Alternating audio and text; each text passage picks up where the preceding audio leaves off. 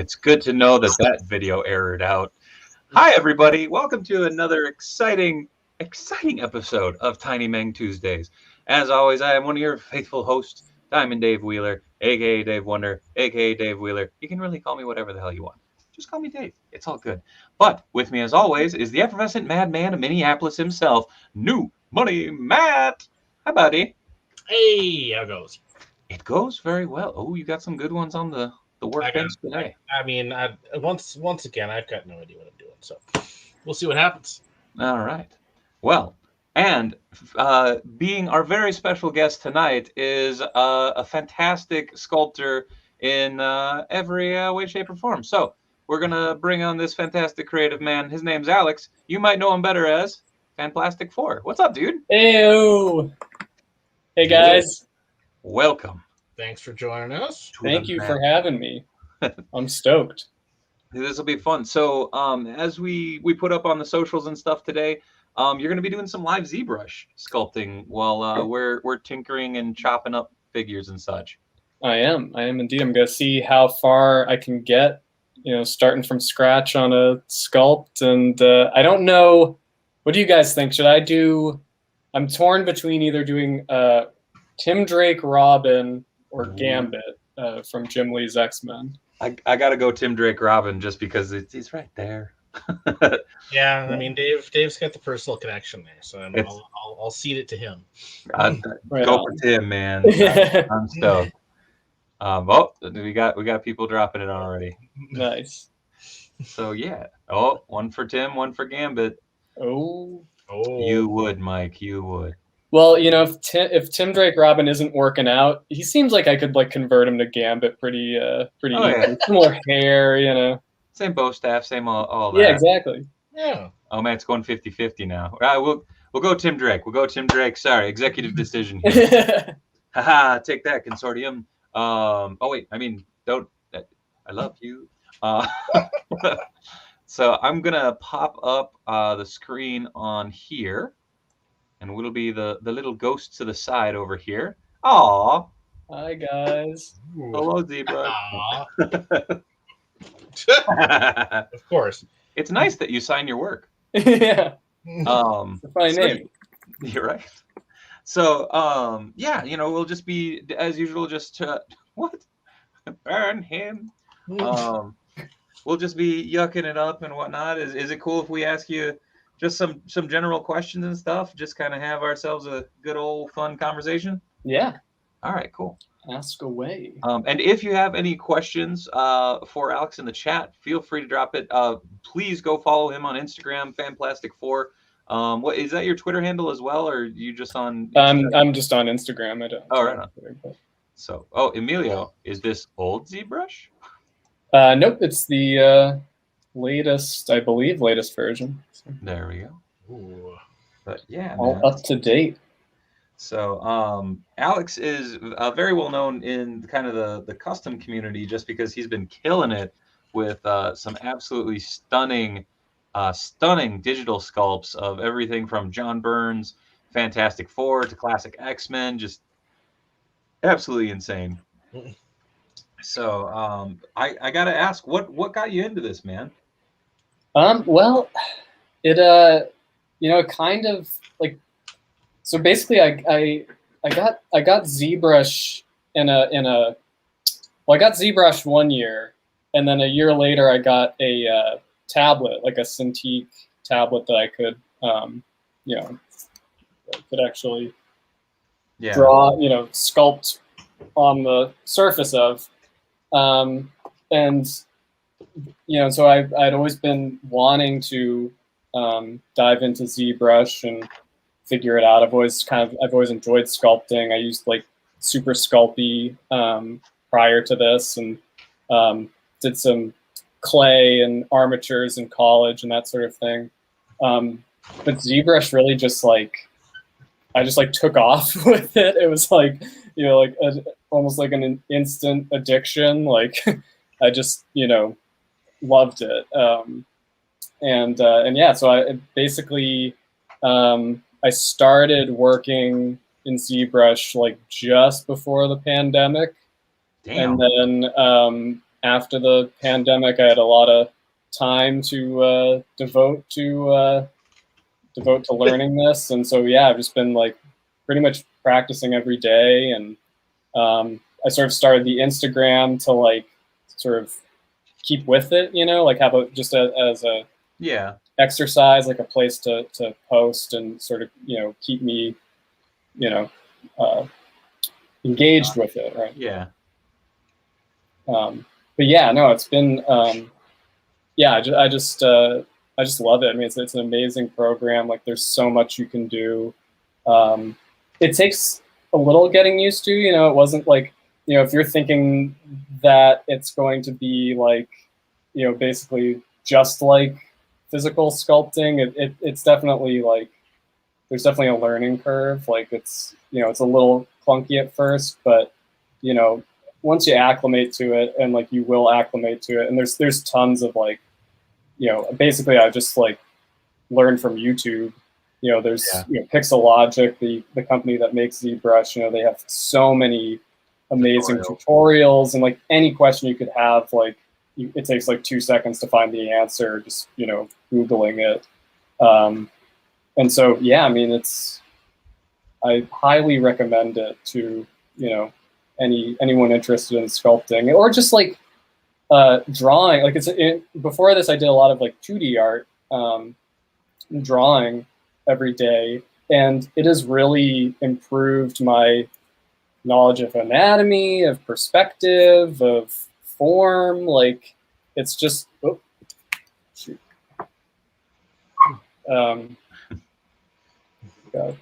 disconnected for a sec. Yeah, it's just been like all around, like such a useful tool. Panther 10, we're not going into Mr. Shiv yet. Yeah, catching up a little bit on the chat here. Stan Vink, I'm pretty sure it's going to be Green Ranger Shredder coming with the RAF. Yeah. Which will be cool and also take my money. And Pale Aragorn, what I've been doing with the Iron Man is actually mostly done, though. I think I'm going to have to paint this mask again. I adapted the mask from the original Marvel Legends 1, Wave 1 variant Iron Man, and clutched it onto an extra hologram Iron Man faceplate. And now I'm going to, I'll definitely have to repaint it. But anyway, the faceplate just pops out right off with some paint, so I painted the eyes black, and now I can just have swappable faceplates. Nice. Oh, what do you need to get started with ZBrush? Expensive program, asks Paint Apps. Also, hey Paint Apps, how's it going? To get started with, well, there's a I think there's a program called ZBrush Core, which is a little less expensive, I think. That's like the elements, basically, right? Yeah. The soft open. But I didn't. I just kind of went straight to ZBrush because I mean, and I don't know if I might recommend that, because like there are enough like sort of like you kind of end up using every tool, but I mean you should definitely see if it works for you before like buying the the full license, if there's any way you can sort of demo it. And definitely working with a Wacom or like a Cintiq tablet is key. I found, like, 'cause before I tried it with like just a regular tablet where you're not really looking at what your hand's doing, and that's definitely frustrating. So it took a while. Like, it took a while. I had to save up, and like it basically it took a whole other year after I got ZBrush to saving up to get the Cintiq. So, but it's it is, I think if you like sculpting, it's worth it. There's a program called Blender, which does a lot of what ZBrush does, but that is free. And Blender is fantastic, but it is a pain in the ass, especially with modern operating systems. I feel like it crashes a lot. Yeah, in my opinion. It's a little bit what you get what you pay for. Yeah, very, very much so. I used to use but Blender, it is amazing.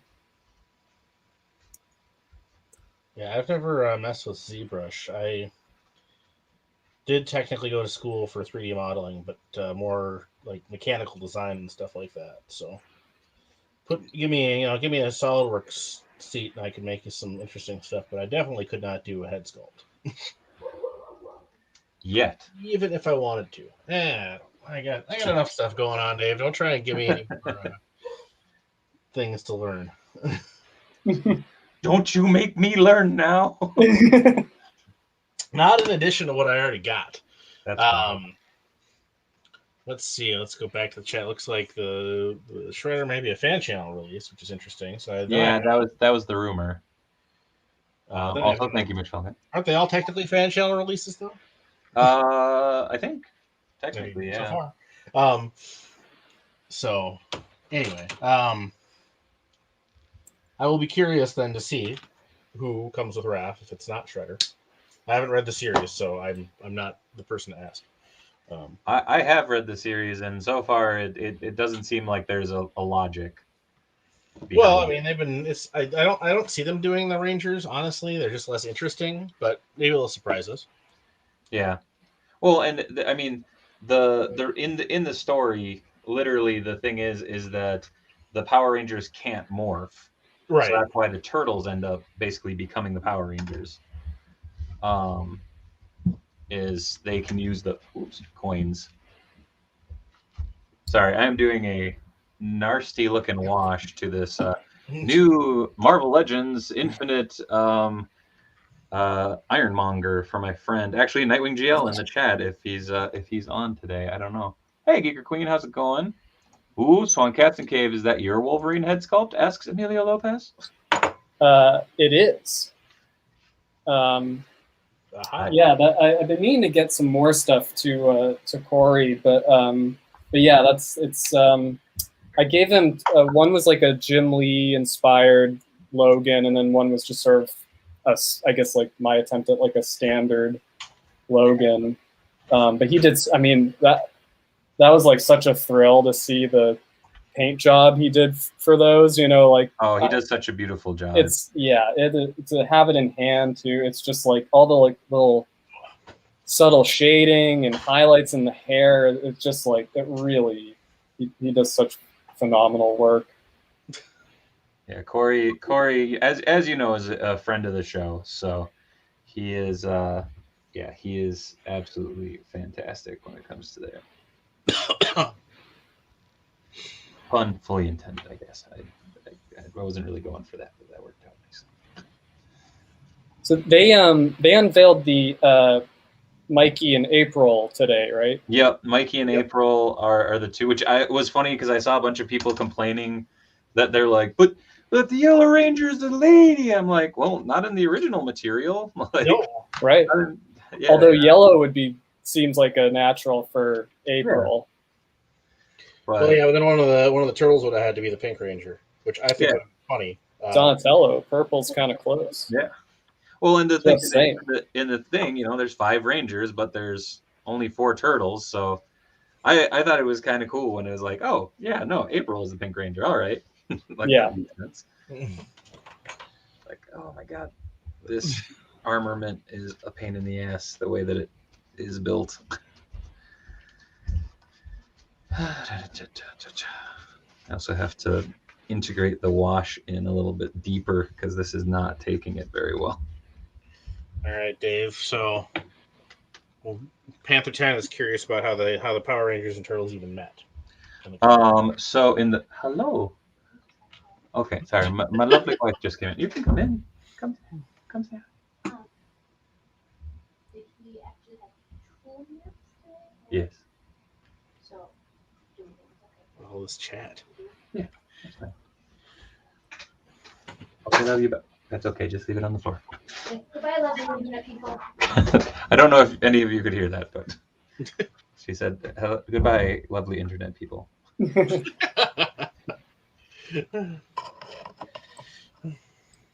Oh man, but yes. So sorry for that bit of distraction. It's National Night Out tonight, so they were out with the neighbors while I was getting everything ready. Ah.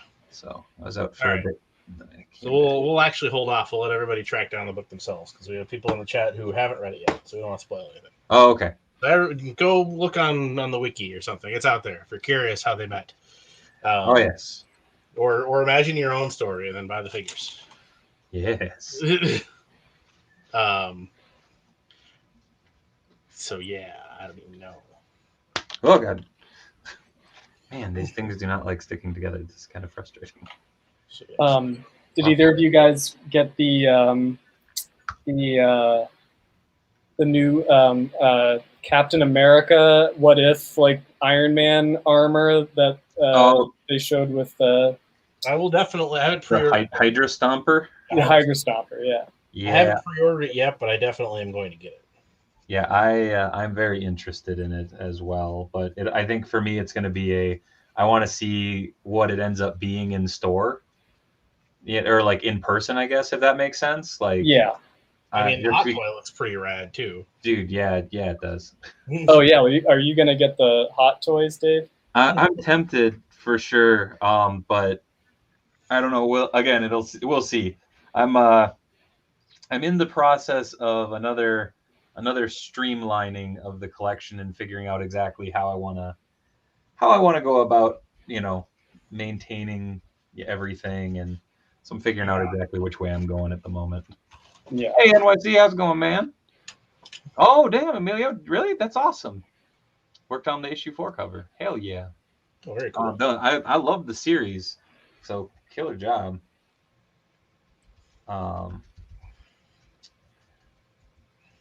But yes, no, I don't know, the thing that cracked me up today was someone sent me a picture. They already found those Playmates 2-packs of Leonardo and Rocksteady and whatnot, and he was just like, oh, I opened them up and it just reminded me why I didn't want to buy them. I'm like, oh, yeah. I was really hoping, because like he kept typing messages and I'm like, well, maybe it's something surprising, Well, I had those figures the first time. Yeah. And the NECA stuff is just better. I wonder if it's because Playmates, they have to have Turtles product on the shelves in some form, like that is like more from them directly as opposed to for collectors. That's the only thing I can think of, because I mean this is lazy, like I mean, like, I don't know how else to put it, because I mean, you think about the advancements in 10 years, of articulation. You could have made these figures for probably way less, just by just tweaking how it was tooled or whatnot too. So I don't know. They are finally releasing either that or it's new. The Triceraton and the Shredder are new. Yes, they never were released. But I don't think it's the scale anyone was hoping for, right? No. Well, that's the thing, is they were never in scale. Like, even when they showed them off at San Diego, when they first came out, it was that weird thing of like, they showed them and they were tiny, like because they showed Krang and they showed Shredder, and they were minuscule next to the Turtles, and I was just like, what the hell? I don't know. Yeah, they were not. Playmates. They have always been horrible. I worked on the 2003 show. They never did a great job. Fair enough. Also, props for working on that. That's another fantastic project. Emilio, we got to talk, bro. You want to come on Turtle Talk sometime? That'd be fun. Are we sculpting a better head for April? No, Tim Drake tonight. Well, I do have my own giant-sized noggin April. Oh, that's your sculpt though, right? Yeah. Dude, sculpt. I like it. I like that. That's good. It's funny. I sculpted it and printed it before I got the figure, so I just kind of based it off of the the promo art or whatever, the Toy Fair images. So this head is actually pretty much the same size as the one that came on it. Whoops. Dude, it looks good though. So Paint Apps in the chat, what is broken on the custom head that you got? Was it just broken in half, or is it I guess that would be my question before figuring out what your next steps would be, because you might be able to repair it.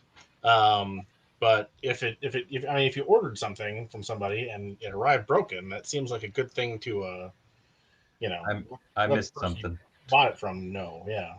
Who got something broken? Sorry. It was Paint Apps in the Twitch chat. You got a custom head, and apparently something is broken about it. Oh, balls. Sorry, I'm covered in various washes at the moment, so. Big Hit April. For some reason, I am reminded of the ODL MTV show. Fanplastic, have you ever considered doing 3D printed sculpts of conversion pieces for Mafex figures? So, for instance, a new head for the Hush Batman, so it looks more like a different artist besides Jim Lee. Oh yeah, I don't have any Mafex figures, though I would love to have some. I always admire them from afar, but yeah, I mean, it's pretty. I mean, it's the same scale as like a Marvel Legends, right? So a little smaller. Like it's true 1/12 scale, so it's just slightly smaller. Yeah, you know, I really want that Hush Batman and yeah, I'm planning after I've done with the X-Men, you know, for my sort of free time project to do some Batman figures. Hell yeah. But yeah, no, I definitely. So it's funny. I've been working on a Batman custom based on Jim Lee, but I'll probably push it towards something a little more distinct. Ooh, maybe an Ed McGuinness sculpt, or oh man, Kevin McGuire Batman, so you can punch out all your Guy Gardners.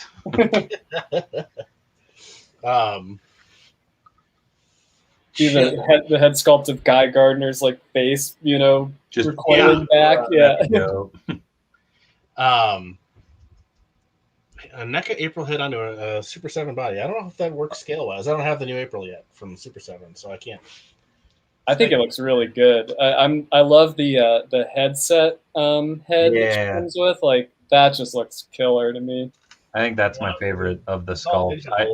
I don't have it in hand yet, but yeah, neither do I. But I saw Toy Bro did a review of it. Yeah, I was just watching that this afternoon.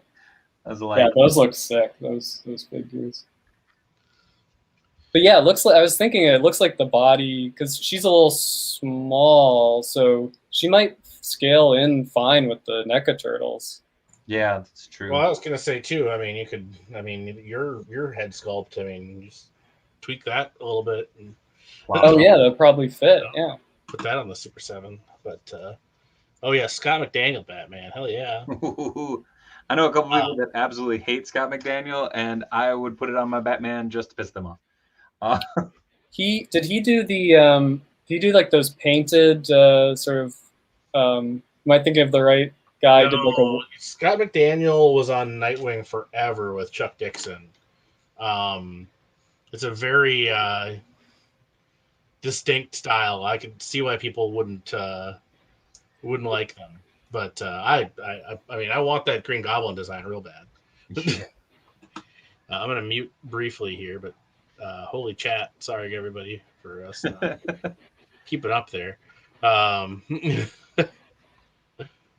The Batman I'd really love to do is Frank Quitely, Batman and Robin Batman. That'd be dope. God, you'd have Robo banging down your door. Yeah, Professor Pig and Damien. Like Frank Quitely's my favorite current comic artist. I just love his work. So I definitely want to try sculpting in his style at some point. Dude, I want to see a Superman sculpt for him because I love. Oh yeah, definitely. I remember that coming out, like being down in Georgia, and someone being like, "Okay, spoiler alert for All Star Superman that came out over a decade ago. You don't know what happened. I'm going to say what happened in 5, 4, 3, 2, super cancer." But I don't know. It had a delicateness to it that I really, really liked. Yeah. Like, I'm in the minority. I didn't like Quitely's X-Men. Oh, Like, really? Just wasn't my cup of tea. Who was it? Inks on that or Morrison was. Well, I know who was. I mean, no, who was he? Who, was it the same person who was inking him? I have no idea, to tell you the truth. It was one of those that I remember everybody and their mom was like, "Why aren't you reading this? Why aren't you reading this? Why aren't you reading this?" And I'm like, I because I don't have the money to read a billion books. Like, It was just the one. because I was reading Spider-Man at the time, so that was the billion books. They also, that book, the New X-Men, the only thing I think it kind of suffered from was all the different artists on it. Like, well, they constantly were. Well, yeah, Quietly couldn't keep a schedule, so yeah, which makes sense. But I would almost have like preferred to just wait for him to do all of them instead of the sort of, because the styles were so like jarringly different. Yeah. Ooh, that's looking much more gnarly looking. Yeah. Oh yeah. I can do this. Whoop. Oh. Yeah, that's looking killer. So amazing what a little time in paint will do, and making it look like you don't know how to wipe. Good times. Ooh, I gotta look at that mold. Oh, Tim Townsend on inks. Nice. I mean, yeah, and I'm with you, Emilio. Jose Garcia Lopez. I mean, That'd be dope. just base all DC figures on his art and be done with it. Just Is he doing like the current run on Batman? No, he's never really. He doesn't do much sequential stuff. He did basically all of the he did all the control art for DC for the 80s, and so like any art you saw on pretty much any like licensed product that was him. He's good. He's real good. But yes, definitely almost never does sequential. I gotta get I think I'm missing either one or two issues of the weird Elseworlds series he did with Howard Chaykin, featuring all the DC space heroes from the 50s. Yeah. That sounds dope. Yeah, no, it was. I mean, the issues that I have read are good, but what am I looking up here? Oh yeah, somebody was looking at Clone Wars Season 7 Mall.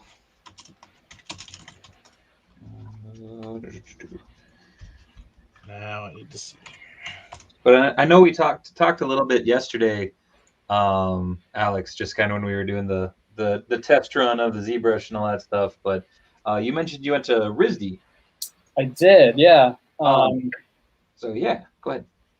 I was an illustration major, and yeah, as we were saying, RISD, the alma mater of Paulo Rivera and Joe Quinones, and just a lot of talented comic artists. And it's funny. I remember on my tour of the campus, we went through the illustration department, and somebody was sculpting this amazing Wolverine bust. I think it was unmasked, like a Logan bust with all the hair and everything. And I was just like, that's a sign. I got it. I'm in the right place. Like, I found home.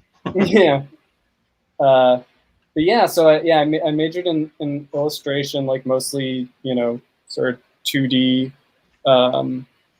media, but I took a lot of sculpture classes while I was there, and I think they offered specific classes like for illustrators. And like I think like one of my projects was like recreating like a bunch of the puppets from Corpse Bride, and just like a lot of really kind of fun character sculpting and that sort of thing. Yeah.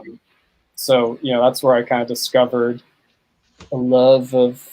And I've always been like such a huge. I've been a action figure collector my whole life. I've always really appreciated sculpts and that sort of thing. And I mean, I can remember being like, 3 years old and sculpting little like Muppet Babies figures out of like emo clay because there weren't any figures available. So customizing from the very beginning, Hell yeah.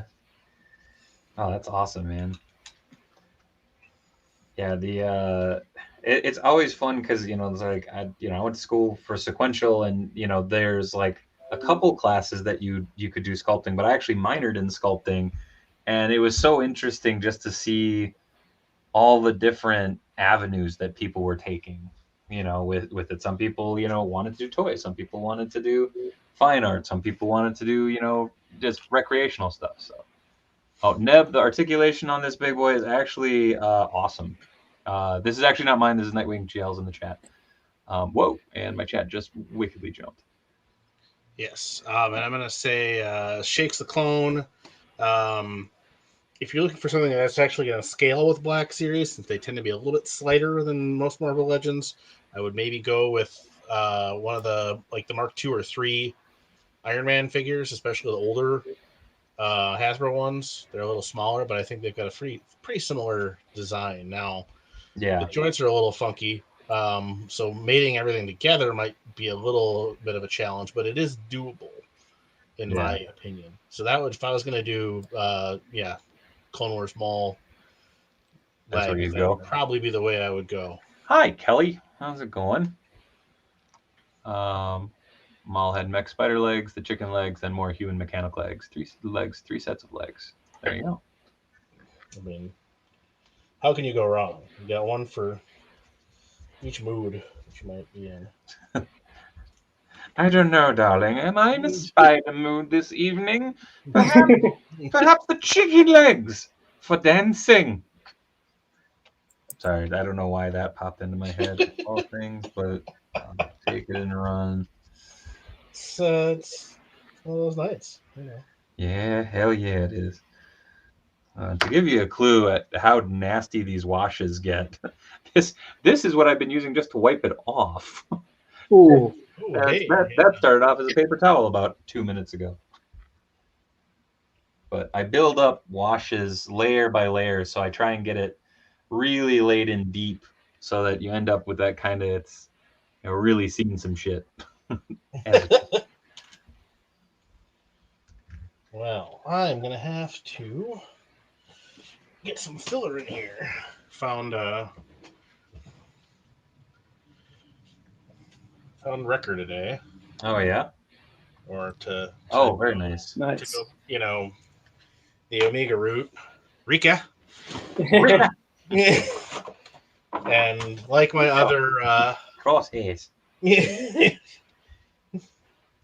Hunter. And to keep in line with the other, it didn't bother me as much on this figure, but he's still got the weird knee pads where they're attached to the upper legs rather than the lower legs, and that just looks weird to me. So I'm swapping those out. But these are less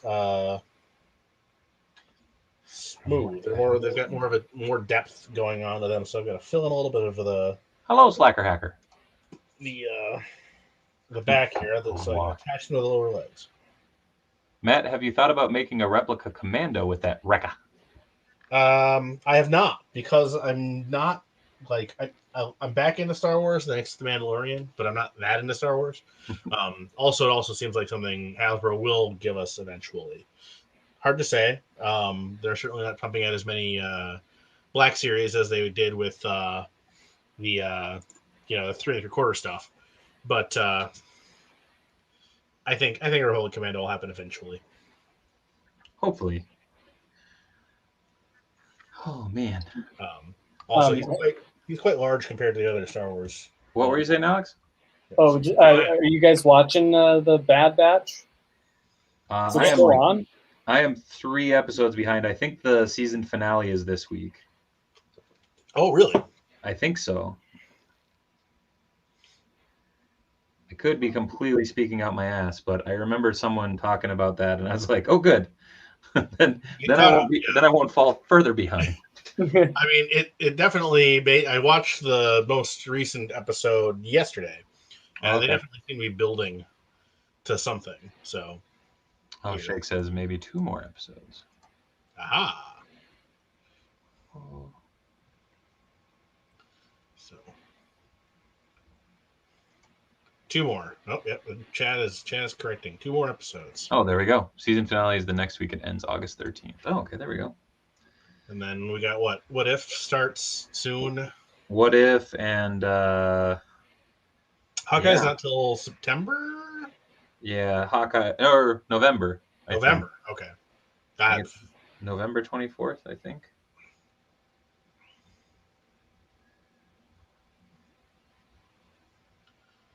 Let's see here. I do know Dave uses spray paint sometimes, paint apps. And I also know that he has used an airbrush in the past, but that his compressor is not currently working. Yes, the airbrush is going to make a return. I might take a week off from streams coming up sometime in September because I'm going to be reworking some stuff back here, and I want to rework some of the stuff under my desk, and I actually want to rig up my compressor. Nice. But we will see. Oh, Hawkeye is late November. Miss Marvel is somewhere before the end of the year. Nice. Wow, I didn't realize that was coming before the end of the year. That's cool. Mm-hmm. Coming in hot. They ain't messing around. That is for sure. To say the least. Is that Star Wars Rangers show even still happening, Panther John? I thought they canceled that. Yeah, I thought they canceled that when what's her name was a turd, but maybe they're retooling it. I don't know. Alex, what's been your jam lately in not lockdown, but the hey, you get to work from home all the time. I have I got the Marvel Unlimited app.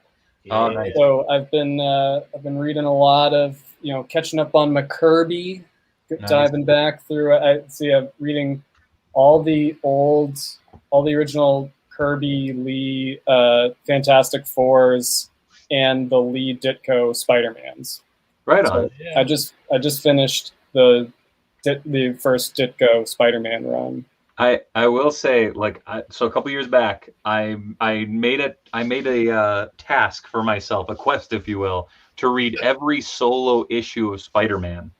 Yeah. And that is daunting. It took me I think almost 2 years to do. It wasn't nonstop, obviously, but and it was that I thing. lost 200 pounds. Yeah. But it was that thing of realizing of oh yeah, Ditko didn't have that long a run.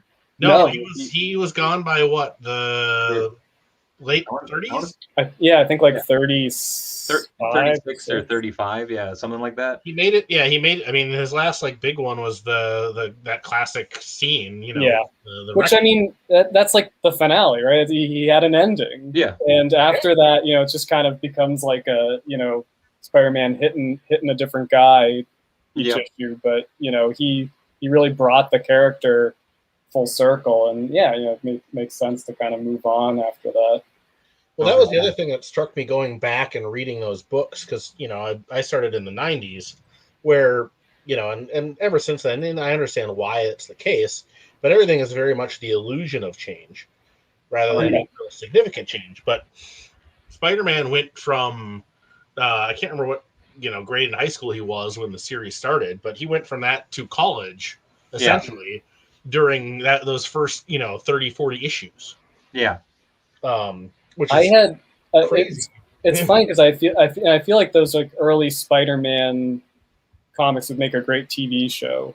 I had an epiphany, especially the early Marvel comics. They're sitcoms essentially. There's always each issue is essentially telling the same story and the same sort of familiar arc, but in a different way, where there's little elements where you feel oh, this time maybe he'll almost say the right thing to Gwen Stacy. Maybe this time he'll almost be found out as Spider-Man. Yeah. Hey, Mr. Ryan Clark, how's it going? Welcome. It actually there was and again, obviously there's real world reasons for why it changed, but there is a fan theory from I ran across the internet probably 10, 15 years ago about that the reason that time has slowed down so drastically in the Marvel universe because it basically coincides, or more or less coincides, with the birth of Franklin Richards. Yeah, pretty much. So the theory being, because he's got his godlike powers, he's just keeping everything so he can basically stay a kid forever. And that's why time has slowed down. which I just like as a good, as an explanation should you need one. Yeah. And yeah, Shakes the Clone, the original Howard the Duck run is awesome. Gene Colan and Steve Gerber at arguably their peaks.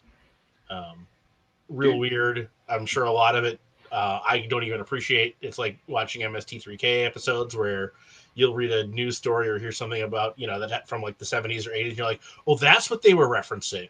Yeah. Oh, that's funny now. Or funnier.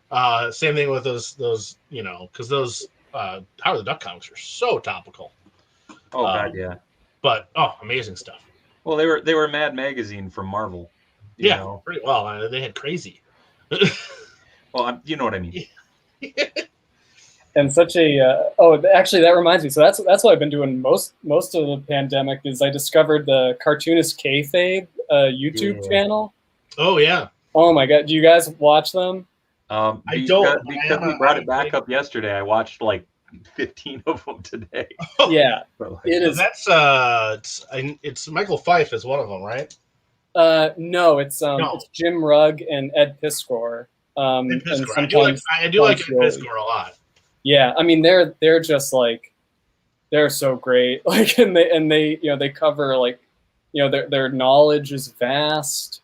Their love is strong and yeah, I can't recommend like if you like comics or anything at all, like you subscribe to their channel because like it's just so informative and like they cover everything from Kirby to Love and Rockets and Well, it's nice that you can toss it on in the background and it's like having your friends over. It's yeah, and they really flip through the books and stuff. Like they really are thorough and what made me think of it is they did a whole thing on Destroyer Duck, the like Kirby issue, sort of helping Steve Gerber out with his like post Marvel woes and the legal trouble with Howard the Duck and all that. Pale Aircorn, could you guys possibly make a song right now like the TMNT elevator scene?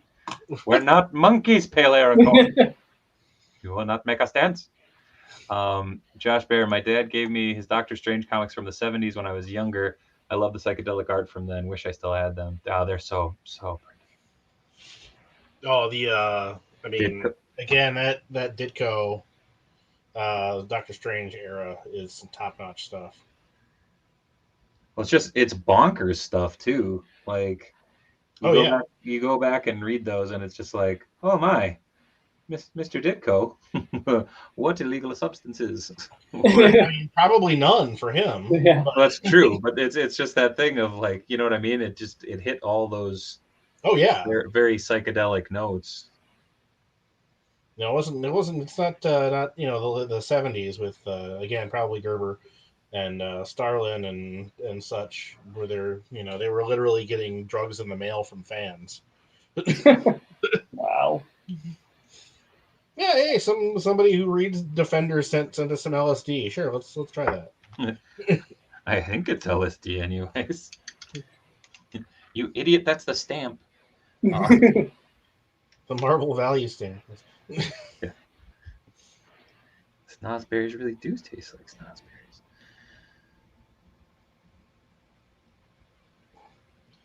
Oh my God, this head does not want to take paint at all. The Ironmonger. Yeah. Like I spray primed this whole thing earlier, and I was thinking, oh, this will work. I just need to get it to be uniform with the rest, so that not uniform, but I need it to at least have the same grunge. Yeah. But yes, like Ryan Clark Stranko's Fury is trippy. So many zipatones. And I mean, I'd be hard pressed to think of many artists who made as big an impact as he did with such a small body of work. Yeah, there's quite a few artists like that though. Like I would even argue Dave Gibbons. Like a lot of people, he had a lot of good runs, but you think about some of the stuff And it's just like, okay, think of Dave Gibbons. What do you think of? And 90% of people will go, did he do anything but Watchmen? And it's like The originals. Yeah, it's like he did a bunch. The man who has everything. Yeah. Steranko really just, I mean, he didn't do that much, though, you know. Yeah. Is kind of my point. But I was talking with a friend via text today about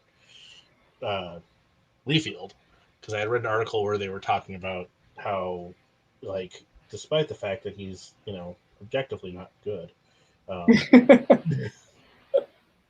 you know, he's got his fans, you know, and whatever, and I can understand, you know, the nostalgia and all that, but to think that, like, who, you know, he's known for swipes, he's known for being lazy, he's known for being hard to work with, but all of that aside, he is like, just in general, probably one of the most successful artists of our time. Yep. Which is insane to me. Just in terms of, you know, financial success. Then I got to thinking, like, I wonder if there's any artist who's done more number ones and fewer number twos. Yeah. Than Rob Lee. Correction. Yeah. Someone has done so many number ones that are also number twos. That's the poop joke for tonight, folks. All right, thank you. I'm just curious if, you know, he, because, you know, he usually finds a reason to leave a book. Because it was an article about the new Shield series that he did one issue of for Archie. And how it's very typical Leafield. But yeah, I was just like, I wonder, and I don't care enough to actually find out, but I know he does a lot of number ones and doesn't actually continue on. So I wonder who holds the record for most number one issues and fewest number twos. I don't know. If somebody in the chat wants to get on that for me, it'd be appreciated. No artist has drawn more feet, Rubble. Man. Okay, I'm gonna let this big bastard dry for a little bit, because Jesus. His artwork is like, you know, mystifying, I would say, is the term for it. Like, it's there's something there, you know. It's almost like Fletcher Hanks level bizarre choices. Like, there are choices, but they make no sense. But I feel like that's what he thrives on. Like, yeah. Like, and this is where I'm gonna veer off from the shitting on Rob Liefeld train for a moment. Oh no, I mean, I don't mean to shit on him. I will. No. But it's okay. What I'm saying is, like, I gotta give the dude credit, because he's never backed away from, like, no, like, this is what I am. This is who I am. You know. Like, it's like, no, that's just. And he continues to work on those merits. Yeah. Yeah, he's stuck with it. He's still in the game. Real quick. Well, yeah. How many other artists of that, you know, group are still actually doing semi-regular work? Eric Larson, especially interiors, and yes, Eric Larson and Silvestri. I think is Silvestri sometimes. Because yeah, well, I mean, Lee, I guess used to could say that. Like Todd and Lee are still, or yeah, McFarlane and Lee are pretty much covers these days. Yeah. Pinups, you know, little short stories here and there. So yeah, it is interesting. Yeah, Larson is I guess the big contemporary from the Image crew. Yeah, he's still going strong. And then you've got Bagley, who's of that era. Who's still doing quite a lot. Oh, well, yeah, I guess if you open up to the era, do you count like Greg Capullo? Mitch Falcon, for the record, I do have the resources to figure that out, Matt, but I'm lazy. Who has laziness in you? I would also count Greg Capullo, yes. Oh, Capullo. He's just a machine. I have grown to really like his art more. Yeah, I loved his Batman run.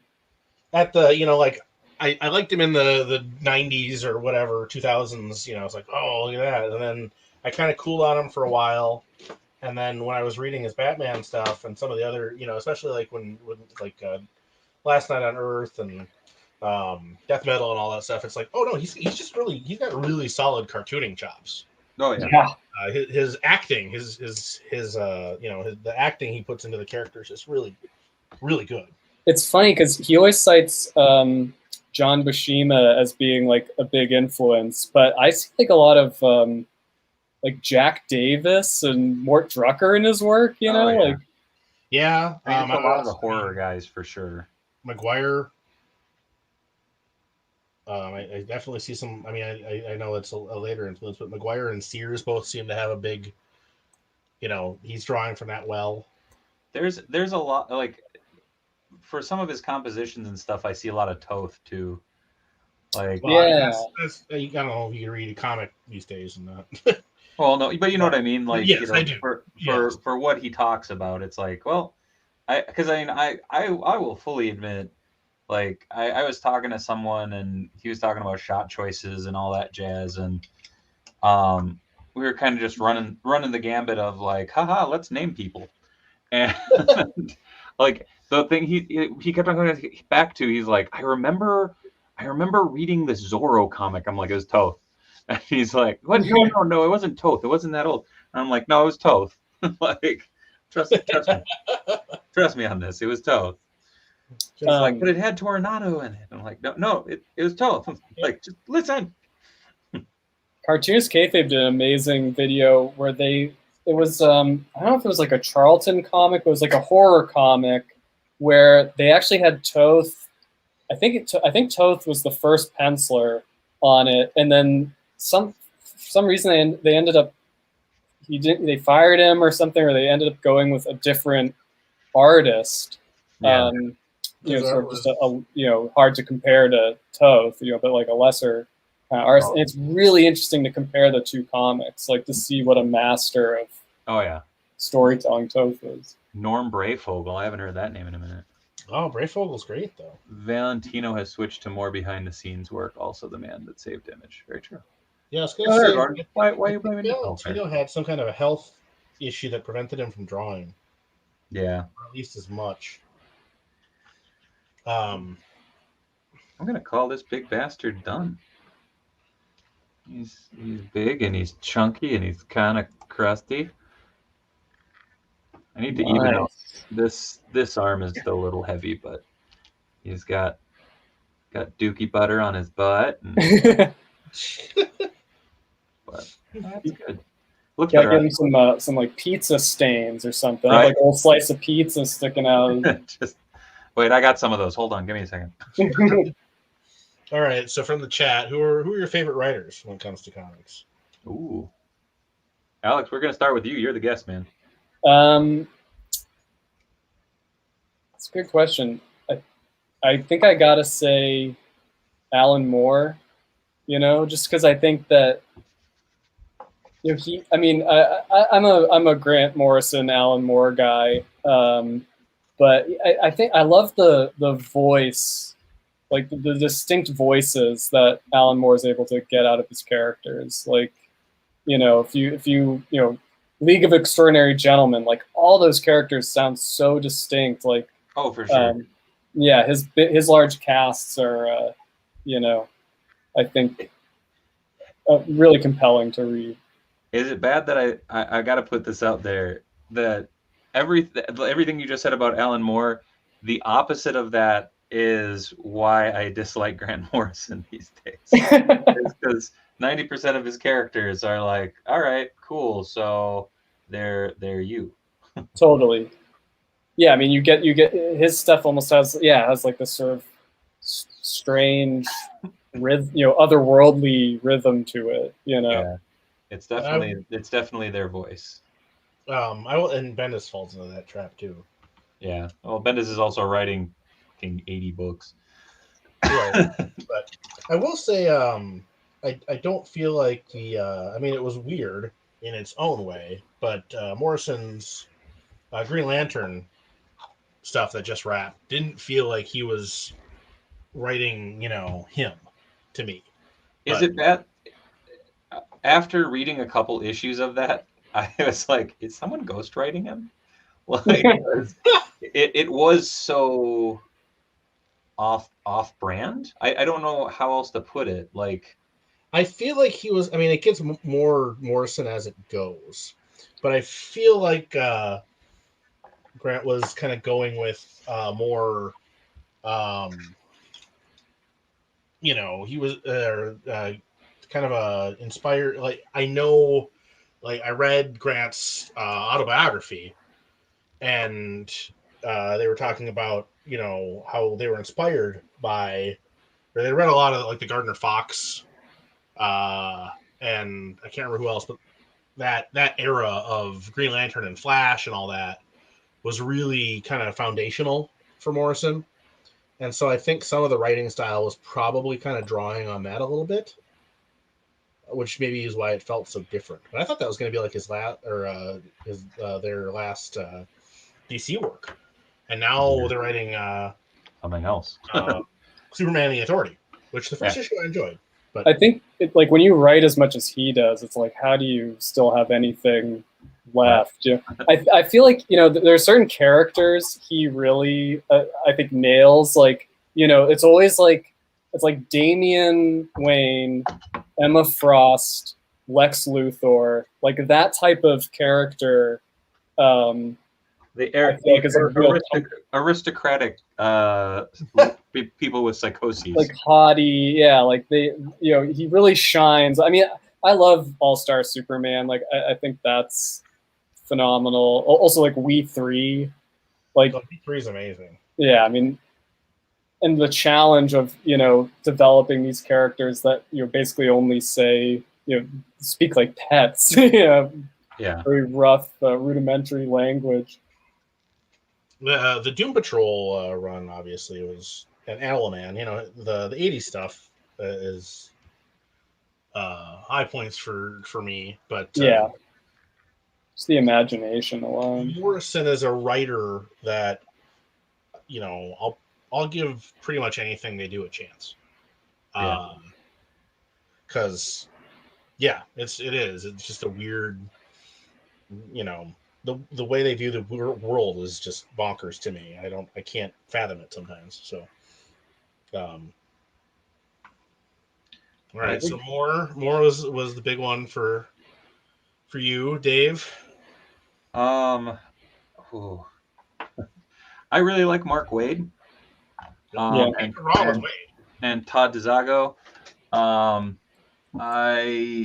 big fans. I know they're much more contemporary writers, but like also like Phil Hester. I love his artwork, and I like his stories. As long as you have like 3 days to read a graphic novel, Kevin Smith. And don't care if it ends. Well, yeah, dude, I give Kevin Smith all the credit in the world because he successfully wrote Etrigan rhyming in a fight scene, and like I didn't think it was cheesy, which I really enjoy. But Ben Percy, definitely from the modern crop of writers. I love his work. Nick Spencer. I don't know. I think overall, like I really like Waid. Like I don't think I've ever read a bad Waid story. Yeah, he's the most solid writer, I think, in comics. Yeah. So the other example I would provide in the Waid camp would be Busiek. Oh yeah. And I feel like both of them are just so good all the time that you don't notice it anymore. Yeah. Like it's not like you like when I first started reading some of the stuff Al Ewing is doing, who I love. Al Ewing is of the current like crop of writers is up there for me. And some of that stuff I'm like, holy shit, this stuff is amazing. And going back and reading some of the stuff that Waid or Busiek has done, it's like this is as good or better, but because Stan Sakai is another one where it's like you're so good at what you do every time you do it that it's not even like notable anymore, which is a curse in its way. Which is sad, Oh, a lot of love for Brubaker and Rucka, Katie O'Neill, Brubaker and Rucka are Absolutely. Dude, Gail Simone. Yeah. You know, someone who doesn't get a lot of love sometimes, but I love her work. But yeah. What about you, Matt? Well, Ewing I was going to say, of the current crop of people that I think are kind of underrated, Kelly Thompson Okay, yeah. has been really good, because I think it was her on that really fun West Coast Avengers series that ended way too soon. And I Yeah. think she's on Black Widow now, which has been really good.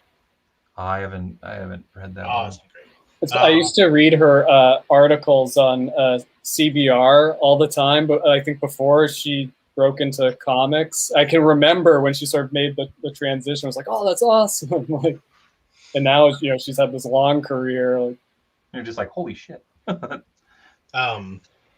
right there with Turbo V in the chat. Somebody who I don't think anybody really ever doesn't get discussed near as much as he should, and part of it is just because he's always done his own stuff. Night, Pale Aragorn. Empowered is so good, Who so good. Empowered, Adam Warren. Oh yeah. oh yeah. But it's one of those weird because he draws all his own stuff, and a lot of people just hate his style. Yep. And it's like, He's such an amazing artist. Like, I mean, granted, he has like the sort of manga-y style, but if you look at his Instagram, his figure drawing is just it's dead unmatched. Oh no, he's incredible. I mean, his character design, his mech design, and Empowered is one of those things where it's like, this shouldn't work as well as it does. Like, it literally started because somebody commissioned him to do like bondage drawings of, I'm pretty sure, Spider-Woman, and then he turned it. He's like, I'm going to turn this into an actual comic, and it's really, really good. And the way it's one of those series that everybody tried to do in the 80s and 90s, where it's like, it's my take on Marvel Universe or my take on the DC Universe, and it's but it's more real or more this or more that, and his actually feels. But that was the thing, is he didn't say this is going to be my version of this. He said, this is if I was in charge. Well, this is just my superheroes. Yeah. So it plays on those tropes, but it's not, anyway. Yeah. No, Adam Warren, I'm all there for. Brubaker, obviously, is up there. I'm trying to think who else. More of a writer artist, but Andrew McLean. Yeah. Headlopper is really, really good. If you like sword and sorcery or just good comics, read Headlopper. Okay, I'm very biased, but Elliot Rahal, he's a buddy of mine. I love his work, and I know that he probably is not watching, but a big shout out to him, because he does some fantastic and fun and wacky shit. Well, and another local guy. Wait, hold that thought, because you know what? It's the top of the hour, folks. Oh. And you know what? This commercial is the Tower of Power. Too sweet to be sour. Too hot to handle and too cold to hold. Here you go. Do you feel like a champion? Do you worry that you don't look like a champion? Try Enhancement Talent Clothing and Gear. At our state-of-the-art facility, you'll find wall art. Not one, not two, but a spectacular 3 cats. This thing.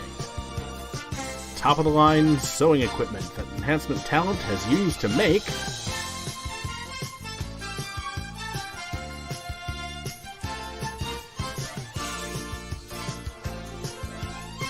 Enhancement Talent Clothing and Gear. Let us take you to the top of the card.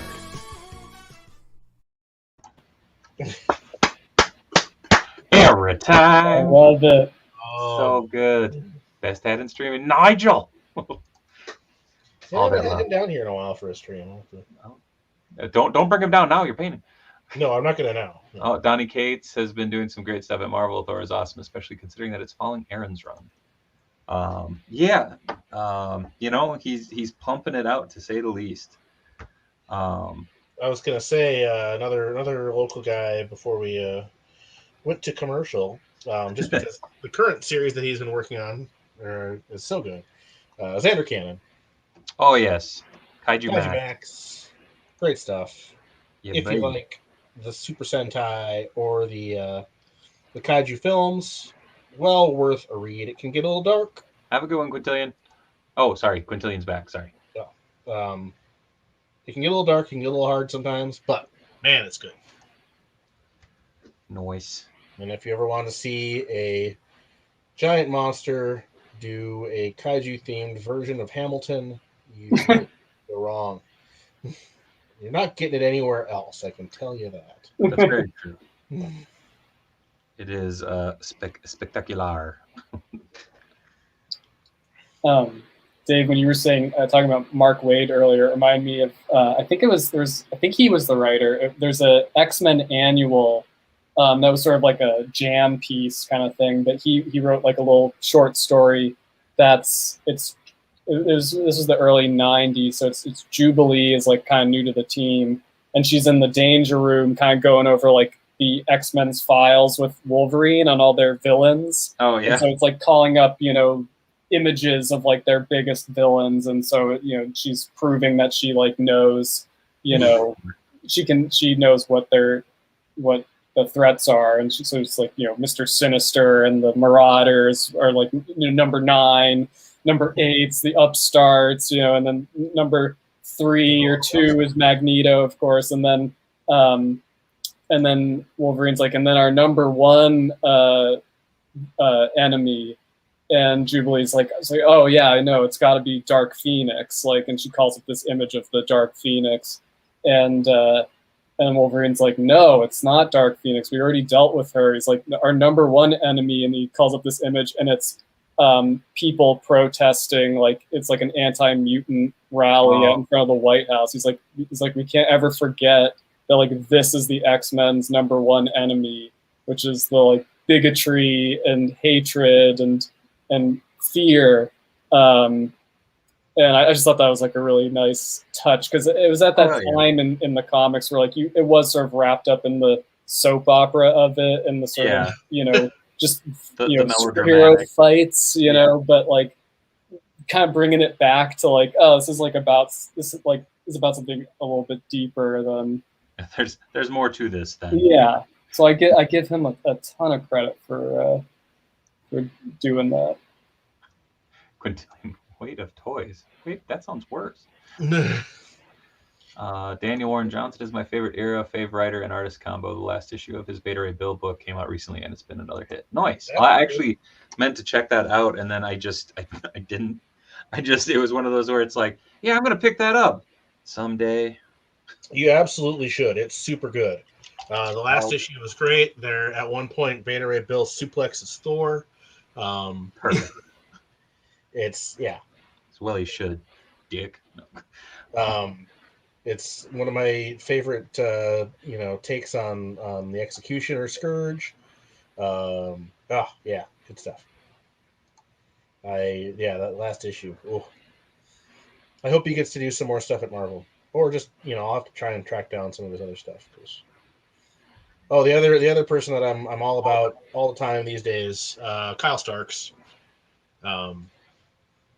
Just ridiculous, stupid, fun stuff. Sex Castle is amazing. Kill Them All is amazing. I've read frickin' Rock Candy Mountain like 3 times, and I still choke up every time. And he's doing a series right now that is just awesome. 2 issues in with Chris Schweitzer on art. Yeah. Called The 6 Sidekicks of Trigger Keaton. And it's basically this notorious long-time asshole and drunk Trigger Keaton, who's a kind of a pastiche of Chuck Norris and Burt Reynolds, has passed away, and now all his old kid sidekicks from his various TV shows are working together to figure out who killed him. Uh-huh. And it's great, because it's just all the ridiculous shows he did that got canceled, because like there was one that was basically Knight Rider, but the car was, had the mind of like a 9-year-old boy or something. And it never made it to a second season because he got a DUI and like ran into somebody. They're like, okay, we can't keep doing the car show with Trigger Keaton. And the mystery is who didn't kill him. Well, that's the thing, because everybody hated him because he's a giant prick, or was. So yeah, it's. Also, you just described the most Chris Schweitzer book of a Chris Schweitzer book. Oh yeah. He is a buddy from SCAD, and like, yeah, that's fucking awesome. Oh no, it is absolutely right in the Chris Schweitzer / Kyle Starks genre. Yeah, of books. There's a stuntman war at one point. As you do. As you do. I think one of the shows that was canceled that Trigger Keaton was on was some kind of a police procedural with a Frankenstein. So again, as you do. So yeah, it's good. I'm finally painting up this head that I've had sitting in my fodder box forever. It's a Spider-Man the Animated Series Peter Parker head. Oh, sweet. From some dude in Russia, if I remember correctly. He put these up on... Let's see if I can... Oh, yeah. And so I've literally had it sitting in my fodder box going, I should paint that up. I'm going to paint that up. Someday I'll paint that up. And, are you going to give him a green and white striped polo shirt? Well, for now, it's going to go on the stock body, but I do have a green and white polo shirt body that I'm working on. I'm trying to give him the proper sleeve length, which is 90s-rific. And that whole look is real rough. Oh, it's great. It's Greg Brady, man. Like, it's terrible. Didn't the voice actor play Greg Brady in the movie? And if you look at any pictures of him from that era, he always was rocking like the polo shirts if it wasn't like a red carpet. So, I don't know why it's always just stuck in my head. I'm like, fucking Greg Brady. That it is like a weird design for Peter Parker, because it wasn't what he looked like in the comics at the time. It's like kind of never how he looked, right? Like, yeah, I mean, it was a sign of the 90s. It was just, oh well, he's supposed to be nerdy, but he's also, he's a jacked nerd. Yeah, they were talking about giving him a swimmer's physique or something. Yeah. Well, he is kind of. I mean, he's like, even in the Ditko comics, he's jacked. Like, yeah. Oh, he has shoulders for fucking days in the animated series, though. That is totally Romita. The Romita. Oh yeah. Build there, which was weird coming out of the that era of comics. Oh yeah. Bagley and Larson and McFarlane and such. They're all fairly spindly. But I feel like he also has such like a distinct haircut. Well, I guess it was different, but like to go with the sort of like blonde, like sandy brown hair for the cartoon it was a weird look. It was one of those though that it became iconic. Yeah. Like, I mean, it's that thing of when I think of like a generic Peter Parker, I actually usually will go to the animated series look, just because I'm a kid of the 90s, like it was such a big part of getting to know that character. But I also go between that look and the baby blue turtleneck and Canadian tuxedo he wore in Spider-Man and His Amazing Friends, because I watched the shit out of that too growing up. See, that's more like in my head, like Peter Parker, like sideburns, slightly longer hair, like the Romita Jr., like the late '80s or the early '80s, late '70s kind of Pete is really. But that animated series voice will forever be Spider-Man's voice to me. The '90s one, the 90s one, yeah. I mean, just locked in there. It was really jarring to me watching like the seeing it, at that in the 90s, through VHS or whatever, the 67 Spider-Man, because it's just like, that is not at all what like the Spider-Man voice sound like Tony the Tiger. That's what I could see. Like Peter trying to sound like as Spider-Man, but then that's also his voice when he's Peter. It's like, that doesn't know, like walloping web snappers. Jesus Christ, Peter. He sounds like he should be reading the freaking traffic or something. Like, you shouldn't be taking photos. You should be on the news broadcast desk, Pete. But yeah, I remember the 60s cartoon for some reason started playing in like syndication down here, like in the cities. And I remember just being like totally and utterly confused because I read the TV guide, because that's what you used to do back in the day. Exactly. And I was like, holy cow, Spider-Man's on like 3 times tomorrow morning, thinking like, this is the hottest shit in the world. And then it's like, what is this? I know. I can't remember. I think it was Amazing Friends was in syndication for a while too. Yep. In like the 90s, because I know I caught a few episodes of that. Oh that shit! Sorry, I just dumped my entire brush into my white paint. Oh shit! That's gooey. All right. Well, need to make a run to the source to get a new brush. Damn it. That got gnarly quickly. Shit.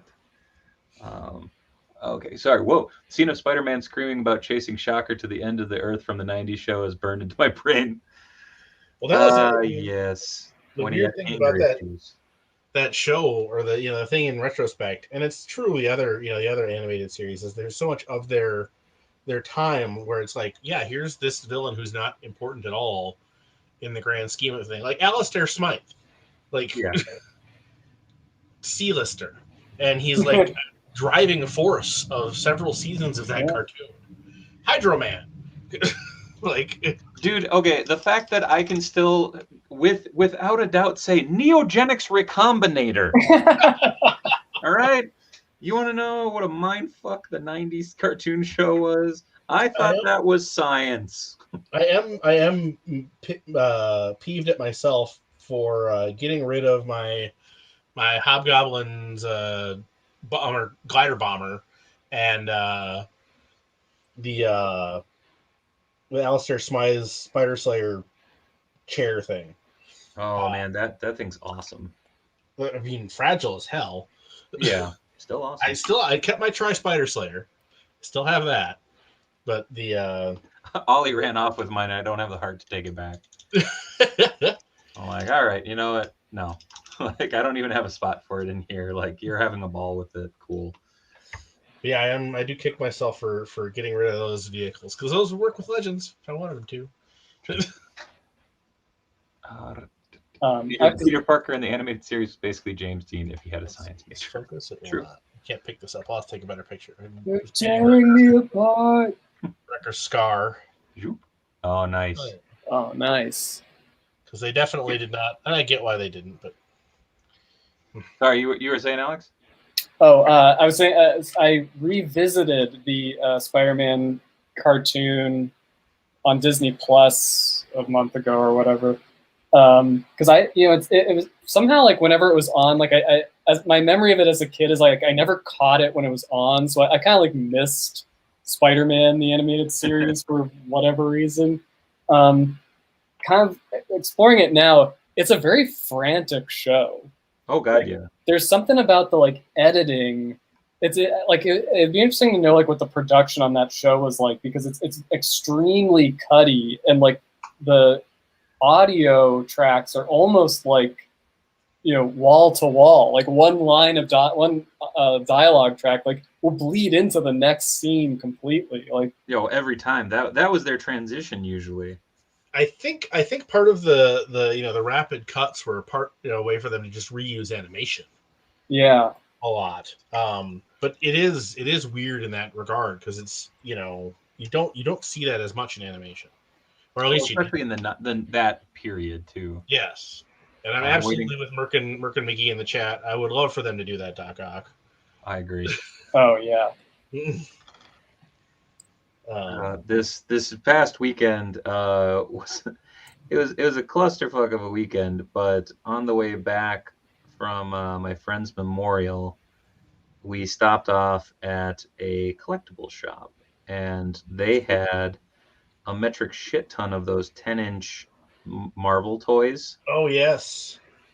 And I was like, I want this in a Marvel Legend. I want this in a Marvel, like the 90s Vulture.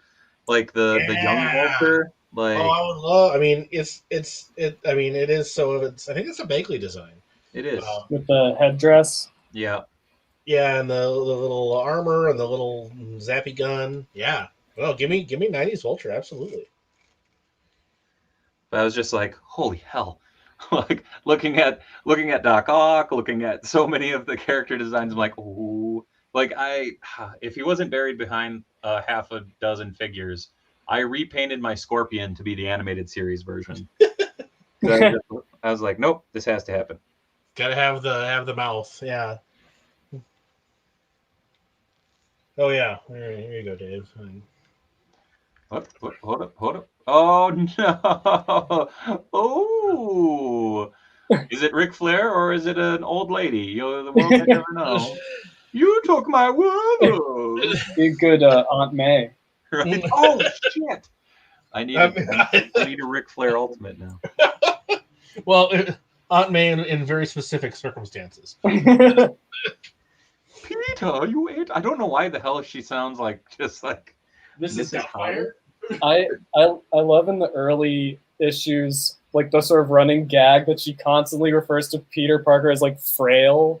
She's always worried about his like delicate constitution. Like that never gets old for me. There you go, Dave.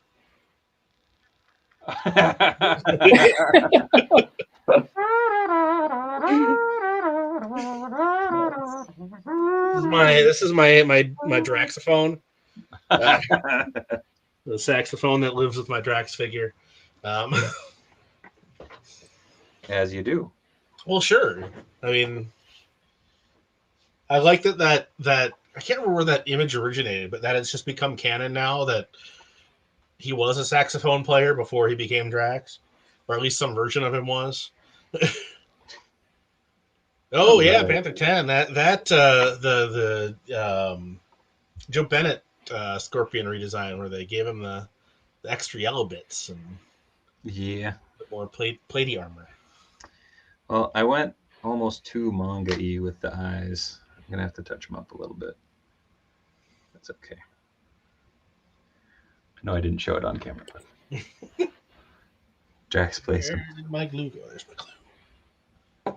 So, Dave, it's fun when you were talking about reading every issue of Spider-Man. I have done the same thing, but with X-Men.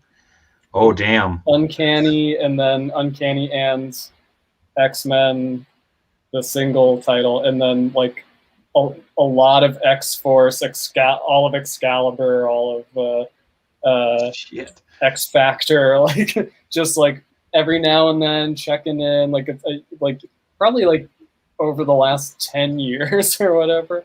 Yeah. I finally caught up to the era when I started reading it as a kid. So it's come full circle.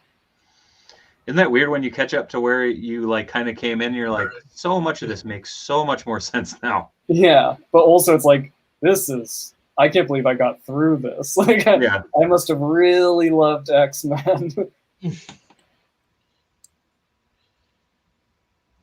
That was. Anybody in the chat has dehumidifier recommendations. I do not. Humidity is not an issue that I've had at least in the basement. Actually. Man, I want to say I don't have it in here, but shit, I think it's an April Air dehumidifier that we've had for a while, and it works a charm. Does it get hot? Does it heat the room up? No. It's basically just it's a in and out kind of filter, but draws a lot of moisture out of the air. At our old house, we had to run it in the summer because it could get so humid. Yeah, that might be useful for the attic here. The rest of the house isn't bad, but the attic tends to get a little moist. That's filthy. Sorry. But yeah, a lot of places I know down south, like I lived in Georgia for 5 years, and a lot of places had it built into their air conditioning, or their not air conditioning, but their unit. Yeah. I gotta touch this up still, but hold on, let's see. There we go. Hey, there you go. Sweet. Yeah, that has that animated look for sure. Oh, Panther Dan. Every Batman and all the offshoots from 39 to 2011. Jesus. That is a daunting. Like, I haven't even been able to get myself to reread the Hama G.I. Joe run from the 80s in a while. And that's only 155 issues. Man, I read that not too terribly long, not the whole run, but a chunk of it. And I just remember I kind of fell back in love with it. The G.I. Joe? Yeah. Oh, yeah. I mean, it's not all great. But No, not in the least, but I still enjoyed the shit out of it. Well, I mean, I will praise that book at least as underrated. Oh yeah. Till the cows come home. I'm very glad with the movie coming out that the Ostrander Suicide Squad era should hopefully be getting some more attention. Because maybe it's not April Air Shakes. I'm trying to think of the brand that it is. Hold on. I can pull it up because we ordered it off Amazon. Actually, no, we didn't. We got it at Target. Fuck. Oh no. I think it's Perfect Air. Perfect Air. Yeah, or I don't know, something like that. I don't remember. I'll look eventually. Larry Hama is underrated. Damn straight. There we go. A little touch up, and he's back to being Peter Parker. That is a lot of Batman, Panther. Hell yeah, it is. Do not my Batman. Oh, I've got a lot of Spider-Man. Me too. Don't have that. All right. Well, call this record done. Where's this? Missed. Normally, I would not do that in here, but Yeah, no, I just want it to cure up so that I can drop it on. I should have cleaned up the jawline because it has a really rough. It's obvious that it was 3D printed. Yeah. Yeah. But I just wanted to kind of get it done to put on. Yeah, that's one of the difficult things about. That's kind of why I sort of stopped doing 3D printing because obviously trying to devote more time to ZBrush, but I found it very frustrating to get like consistent good quality. Which hopefully I'll sort of figure it out. But I get a lot of people sort of requesting things, and just a lot of the results I get I just wouldn't be comfortable selling. Like, wow, that's cool. On me. No, I think 3D printing is getting there. It's close, but that's I know people who are all about it, and it's like it's not clean enough yet for me. Yeah, resin printing is where it's at. Some stuff is getting there. Merkin McGee's got a question for you there in the chat, Dave. Oh, since the chat was fast last night, that Jada Bride of Frankenstein Universal Monsters Bride April custom.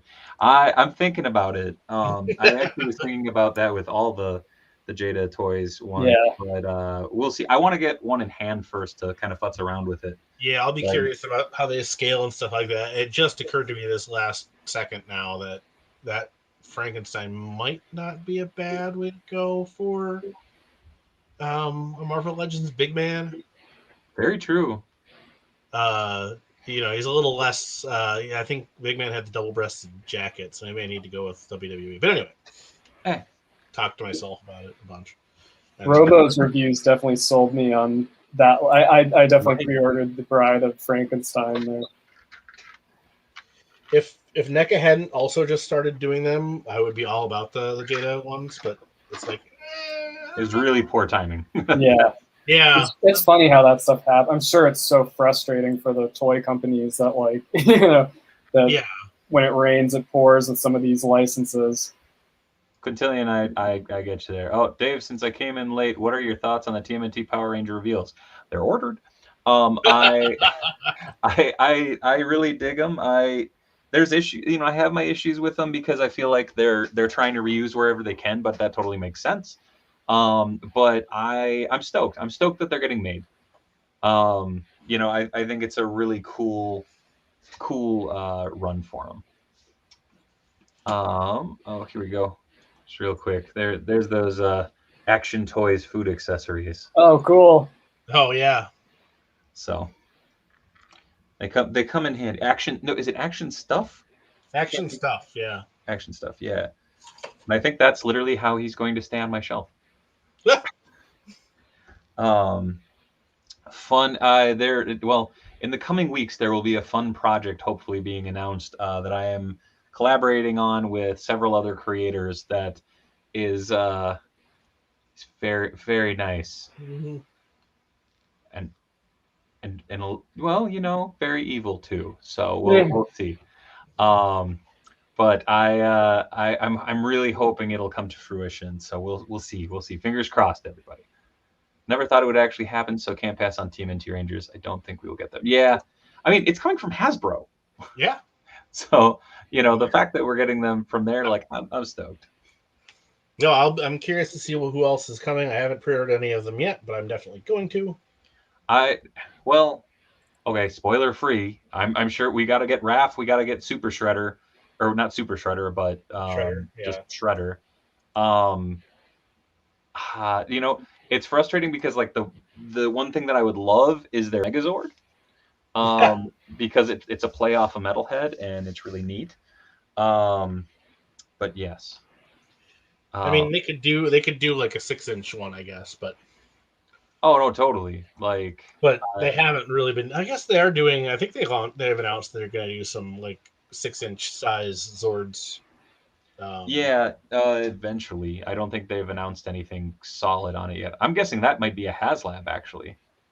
Well, no, I mean there's like a 6-inch figure of a Zord. Oh, gotcha. Okay, I'll be right back because I'm actually got shown a while ago, but I haven't heard anything on it in a while. So I'm actually going to run and grab the trade because I want to look through it because the only other thing that I could see them doing is actually doing the Rangers without their suits. The Ninja Rangers, yeah.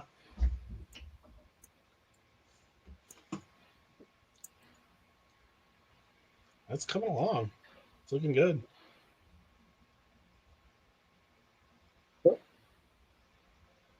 I mean, I can't even fathom that. I haven't touched ZBrush, but damn, I mean that you've done this much in this amount of time is crazy to me. It's I'm pretty close to a Silver Surfer at this point, but Tim Drake, I might have a ways to go.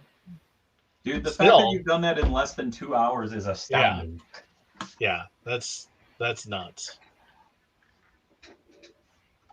But oh hey Shav, how's it going? Welcome to the chat. Dude, that's killer. Yeah, man. Yeah, it's that I couldn't find the trade. I know I have it. I just don't know where it is. It's one of those that probably is sitting on my nightstand, just that's been there for months. I was just about to say that Silver Surfer's finished. Nice. Big Metalhead is a cool idea, but the real power play would be a Turtle Megazord where yeah. That'd be neat.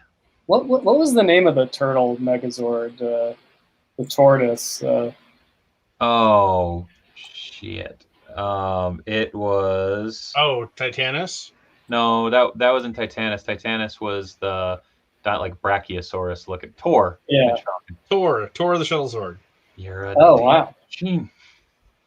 I definitely had that, but I don't think I ever knew its name. Tor the Shuttle Sword. That's gold. Like looking back on that, like I didn't have like hardly any Power Rangers toys growing up. Like a lot of my friends did, so we always played Power Rangers there. But it was definitely one of those toys where I'm like, it's a Ninja Turtle. Like yeah. It's funny. Power Rangers is one of those brands that I really have like fairly little nostalgia for. Oh yeah, look at that. Oh, hold on. Whoop, there we go.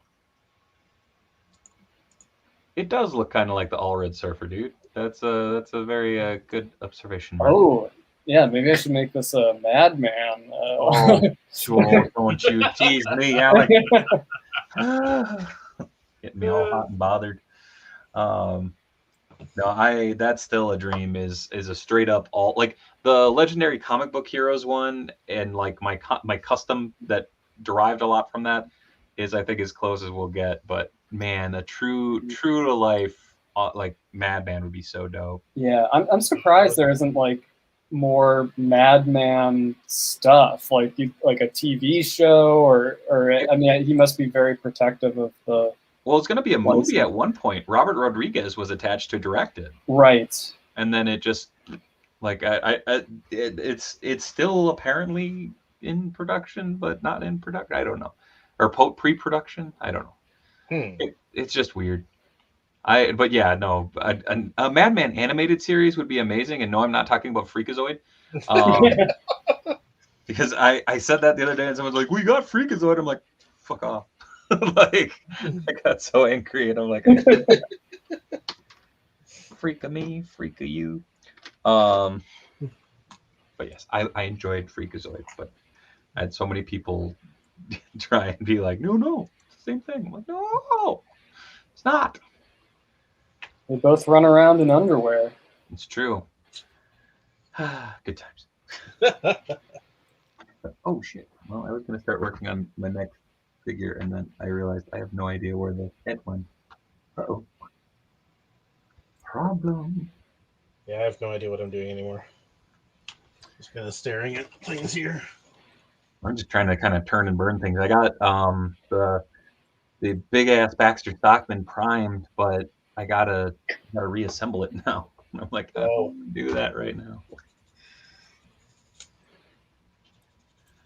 I would love to see a Bruce Timm Freakazoid. I would love to see just a bunch of Bruce Timm figures.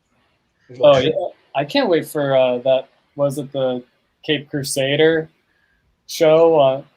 The new Bruce Timm Batman cartoon. Yeah, is that actually going to be a cartoon? I thought that was going to be like some sort of like retrospective. Oh, maybe. I thought because I just figured based on like the promotional art or whatever they showed. I mean, it could be. I don't know much. I don't really know anything about the show outside of the like one. I saw one press release, I think. So I mean, yeah, fuck yeah, new Bruce Timm Batman. I'm in. Oh hell yeah. He's it's too bad he didn't do more comic stuff because I was reading a bunch of his. I reread like Mad Love and. Or that graphic novel that's like a couple different stories that he did, and he's such a great comic storyteller. Oh, dude, his sequential stories are astounding. Like the Batman Black and White Two-Face story he did. It's just like the pacing, the plotting. It's phenomenal. Like, well, that was the thing is like there are so many people that. We're just like, it just felt like an episode of the cartoon. It's like, well, yeah. Like, why is that a problem? It's like I don't see the problem there. Yeah, but if you look at like the direct, like the shot choice, I mean, it's more of like a character study than what they would usually do on the cartoon show. Oh hell yeah! Feels like it's like very mature storytelling. I don't mean in like subject matter, but I mean in like. Its execution. Well, yeah, I mean it was complex. Not to say that Batman the Animated Series wasn't, but right. Like you're not getting deep. Well, you kind of did. Let's say you don't get philosophical issues talked about, but I'm like, oh yeah, you kind of do. Sometimes you do. Yeah. Super Spidey, I did. Spidey and His Amazing Friends. If I remember correctly, it's him and. Spider-Gwen, who's Ghost Spider, and now Miles Morales is Spin, I think, or something like that. Like they all have code names. Okay. So Spider-Man is Spidey. I think it's Spidey and His Amazing Friends. But it's it's a kids show. There are some shorts on Disney Plus already, and I think they're going to do full-fledged. shows, and I mean it's very very among the line, like very very kiddie, which is fine. I mean it's awesome that they're making a product for the kids that focuses on Spooderman. So I'm all for it. Oh, is that one where he's like a really kind of like stylized, like almost like chibi? Yeah, design? very much so. Yeah, like they've been plugging it on the back of the Marvel books this last month or two, if I remember correctly. I've seen some toys for it. Yeah. Oliver, my kiddo watched the shorts and he was just in love with it. And I was like, all right, cool. Like, you're not going to catch me being angry about Spider-Man material aimed at kids. I'm like, yeah. Oh yeah. Well, I mean, like you're a real proponent of this, but yeah, I think it's like really important to like, get the next generation. Into it, Yeah. I mean, and that's the funny thing is it's almost interesting to see how many people just like to yuck people's yum. It's just like, come on now. Not everything has to be for you. Yeah. It's funny. I know this got a lot of like, or didn't pick up a lot of popularity, but I really liked that Rise of the Teenage Mutant Ninja Turtles. Like, oh, dude, it was so pretty. Yeah, like I mean, the animation is like exquisite, but I thought it was like pretty funny, and yeah, I can imagine it being a show that kids would find fun. And like Ollie really got a kick out of it. And the thing I always go to is I'm like, I wasn't a fan of it. It just wasn't my thing, and that's okay. Like like so many people think because I'm a huge turtle nerd, it's like, oh, you must fucking hate that. It's like, no, not really. Like, it was turtle content that was being put out, and it looked really good. So yeah, and you gotta give it credit for trying something new. Oh, like, totally. Like I always think that like changes that are made from like a place of bravery, I think should always be commended. Where because like otherwise you just have like changes made from a place of fear, right? Like. Yeah. And so I will always go to bat for people trying something. And they went for it too. Like there was no denying that was hey, we're gonna try just to go balls to the wall. What I love in it is Lena Headley or from Game of Thrones. There. She does one of the voices of one of the villains, and she is such a fantastic voice actress. Well, and she just brings such panache, I guess, to it. Like I don't know how else to put it. Like it's just there's power behind it. Yeah, there's just immediate character. And I think that's the thing. Like, and I kind of put the 2012 series in that same genre where it's like, all right, when I remember that getting announced and people shitting on it. And they're like, well, look at the stylization, look at the that's too much. They shouldn't do it that way. And I'm like, why? Like, why not? Like, it's funny because I had the same knee-jerk reaction to both, where it was like, I was like, really? That's the style, or that's what they're going with? And then like immediately won over by both. It's like once you see it moving and speaking, and it all sort of makes sense. Well, that was the thing is you got to at least give it a chance. And there were so many people that as soon as they saw those initial designs, they thought it was a joke. They thought it was, they immediately went to the darkest place. Yeah. Of like, meh, I'm just shitting.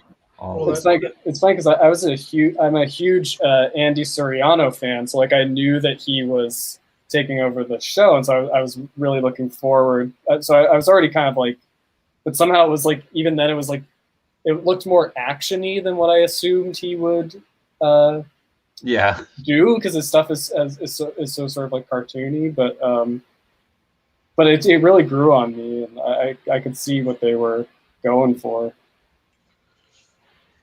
I mean, it was a super.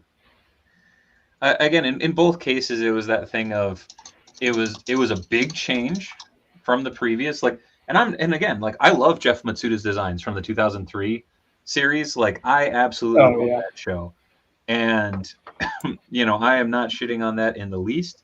But it's so interesting when I get people that are just like, well, if you look at 2012 and you look at the 2003, it's clear that they spent time on one.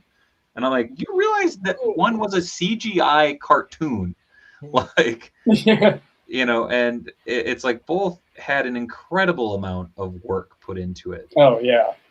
And it's like, I mean, I don't even like what they pulled off on like a weekly basis for that CG show. Just the sheet, like they had to be so clever with how they made each background feel like it was suggested a bit larger area. Like that show was really ahead of its time. But, I don't know if there's currently a CG TV show that is on that level. Definitely not. Like, and that's coming from a place of watching a shitload of PBS lately.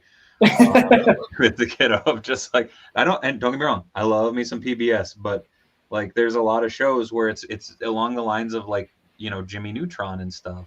Yeah. But then you remember that Jimmy Neutron was made 15 years ago, 20 almost 20 years ago, and it's like But yeah, the whole like this looks different or weird or lazy. It's like you do better. Yeah, with a budget and with time constraints and like there's a lot of factors going into this. Transformers Animated and G.I. Joe Renegades are two of my favorite takes on either of those properties. Yes, and they're hated by a segment of the fan base.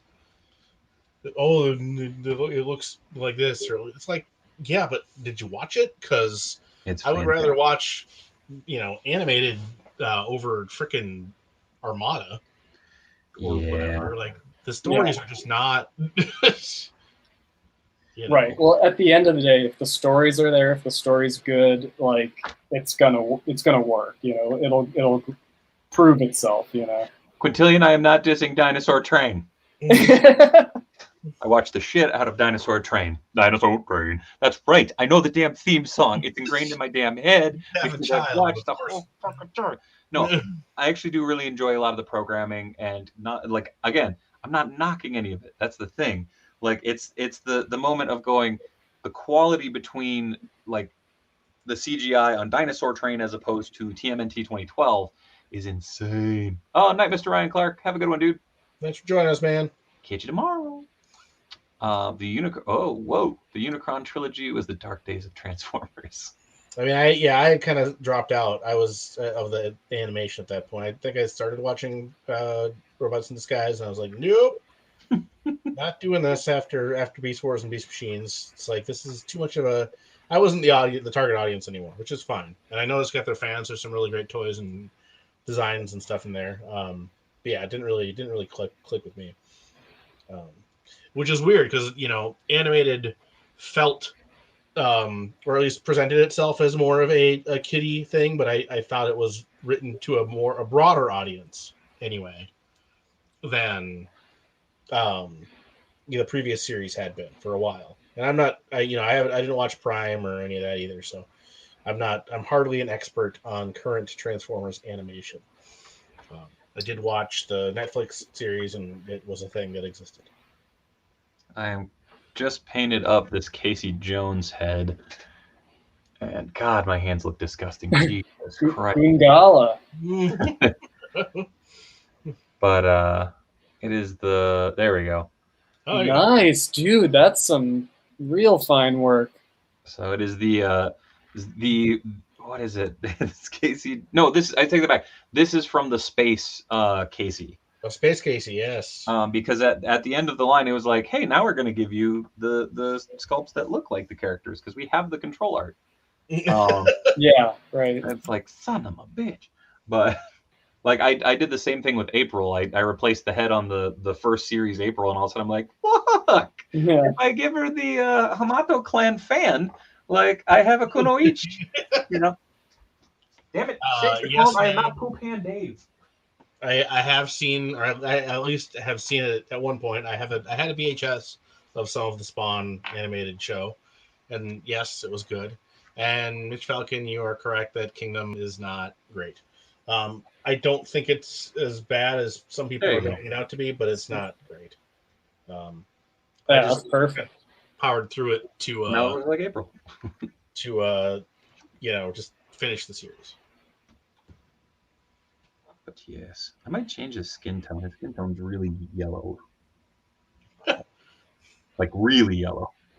Like you compare it to, it's like the same shade as April's shirt. It's improved now that I've looked at it more. But yeah, I found Britt Baker today, and she's very green. She's very green? She's got kind of a greenish skin tone. Hold on. Huh. Yeah, she's looking a little... It's better than when it was in the package. I don't know if that hurt. She's also got these giant monster feet. I don't know if that's... Shakes, I did not stink palm Jason Lee. Chocolate pretzel? Did you guys ever watch those Beware the Batman and Green Lantern shows that only lasted a couple seasons? Those shows were phenomenal, even though they didn't... I enjoyed the shit out of them. I will say that Beware the Batman was like an oddly sexy show. Is the only way I can describe it. Like the aesthetic, the music. I didn't like it. Like as a Batman fan, like I like the Magpie episodes. Like those I think worked, but there was something kind of like it was like Batman After Dark or something. Like very like like smooth and. I didn't catch Beware the Batman or that Green Lantern series. It felt very MTV to me. Like it felt like the spy like MTV Spider-Man. Yeah, like it felt very much like it belonged in there. But the Green Lantern one was straight up. It was a Bruce Timm cartoon, just CG. Yeah. Brave and the Bold, great show. Yeah, that's a great example of like. Everyone sort of yucked that at first, and then it really won everyone over. Yeah, I mean, I wasn't sure about it either, and the toys weren't any great shakes, but talking about how good it was, and I watched it, I'm like, yeah, this is really good. It's fun. Fun fact, at outrageous. Yeah. Fun fact, Neb. Matt was actually at SmackDown with me. It's true. Said Dave, since you said you were at SmackDown this weekend, I was wondering if you had any crazy in real life experience at a match. Plenty. None that I want to talk about right at this moment, but maybe on a random late night stream I'll divulge some of my stories from beyond the mat in the stands where I ended up having to catch people because they jumped too far. Memories. Yeah, that happened to Danny at a show. We were in the front row and two of the wrestlers misjudged a dive and they both fell on her and knocked her to the floor. She was fine. But Justice League action was fun. It was a child-friendly. Constantine was super strange, but yeah. I mean, it's apparently an ongoing trend because we got the new YA graphic novel. Yeah, Johnny Constantine and the Mystery of the Meanest Teacher. Super weird. Funnily enough, I thought the Telltale Batman series felt a little after dark and sexy to me. Nothing wrong with that. Holy shit! It is 5 to the hour. Sure is. Damn, dude, you've been cranking away, dude. That looks phenomenal. I gotta find a quick way to do the mask.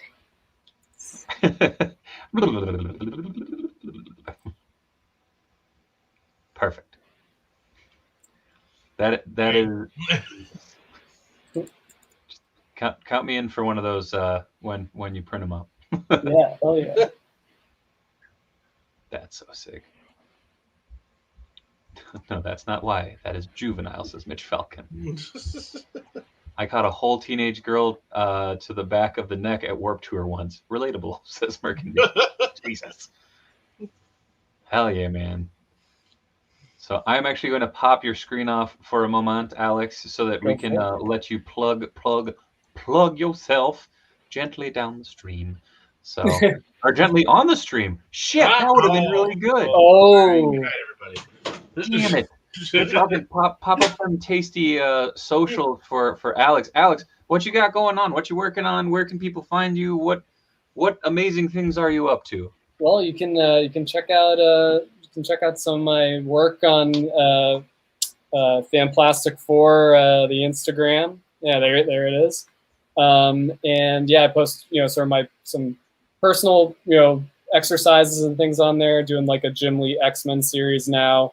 And I've been doing some professional toy sculpting work. Nothing I can talk about right now, but stuff that will be hopefully revealed in the near future, and I'll make sure I let everyone know about it then. Hell yeah. You have to come back on and show off your amazingness. Also, I know this is just the ZBrush screensaver, but God, damn it, it went away. I took it off because I find it disturbing. So. The stretch face, it always cracks me up. It's like, oh God, no. But yeah, no, Alex, it's been so awesome having you on. Matt, where can people find you, bro? At HypnoHustlers_customs on Instagram, at HypnoHustlin on Twitter, Enhanced Talent Clothing and Gear, wherever you get your social media. Bloop. As always, I'm Dave Wonder. You can find me right here, twitch.tv/Dave Wonder. You can find me over at YouTube, youtube.com/Dave Wonder. You can find me on Twitter at Dave Wheeler. You can find me at Instagram at the Dave Wheeler. You can find me on Heel Turn Radio every Tuesday. In fact, you can find all of us except Alex every Tuesday. But Alex, we'd love to have you back. Thank you so much for coming on, dude. Thank you for having me. This was a blast. This was super hella fun. You're always welcome. The door's always open. Maybe we can bring you in the super mega awesome mega stream sometime that we will be randomly doing, where we had like Robo and Arana on last time. One last question for you from Neb, actually. Ooh. What's your dream company to sculpt for? Oh man. I gotta say, I really love Super 7, and that might be what I'm currently doing. Oh shit! working. Well, I should say dream company to sculpt for 4 Horsemen, which is what I'm currently doing. So yeah, dream come true for sure. Hell yeah, you deserve it, man. Your work's fucking phenomenal. Thank you. I do got to plug this because we are on the Heel Turn Radio Network. So find Tiny Meng Tuesdays right here, twitch.tv/Heel Turn Radio, facebook.com/Heel Turn Radio. Like, follow, subscribe wherever you're watching from, because you know what? We like to have fun. We like to do these streams. So please come back, have fun. And until next time, much love from Minnesota. Bye-bye.